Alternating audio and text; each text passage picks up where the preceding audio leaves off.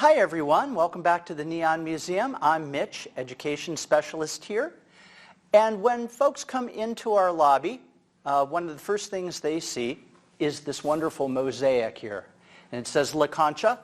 That was originally the name of this building. It was the front lobby for the La Concha Motel, which opened up in 1961 on the Las Vegas Strip and was later brought to this site to be our visitor center. Now this was original to the building. You can see here's a shot taken not long after the motel opened up, and there's the mosaic. Later we discovered it was still existed, and we were able to restore it to this place of honor. Now, on the lower right, there's a signature, Ben Mayer. And that's about as far as even the most curious visitor gets, and that's really a shame because it turns out Ben Mayer was one of the most interesting people I think I've ever heard of. He was a designer, an inventor, a photographer, an author, and he succeeded, in fact, he excelled at all of those things. He came to the United States from Germany in the 1940s. Well, actually, he was born in Germany. He emigrated from England. When he arrived here, he spoke 5 languages. And he set up a design firm, Ben Mayer Design. And he did everything from, bowling alleys and casinos. He did Frank Sinatra's Calneva up north.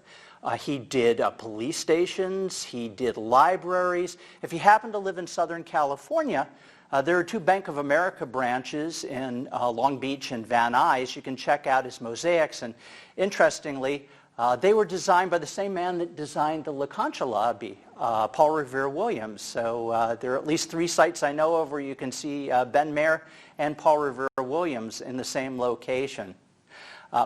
So he's a very successful designer. He walked away from all that in the early 1980s. He handed the keys over to his son, and he pursued his true love, which was astronomy.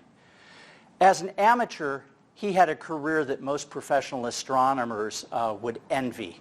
One of the first things he did, he invented a time-lapse camera that could take pictures over a long period of time of a section of the sky. And he was looking for a meteor shower, and when that didn't happen, he threw the pictures away. Then he was reading that there was a nova, a star exploding, and he went back, he pulled his pictures out of the trash, and he realized that he had recorded the nova. He was the first person in history to do that. He later patented his equipment and donated it to the Smithsonian.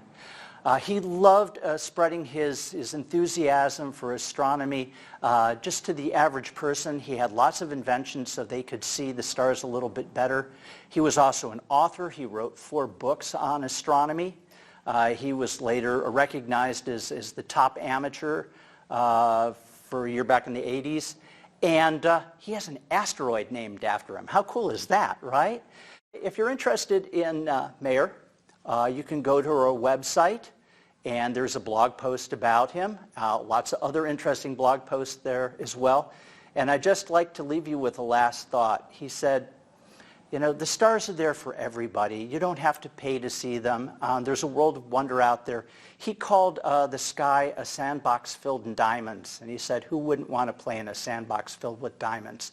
So from the Neon Museum, thank you for watching, and hope to see you again real soon.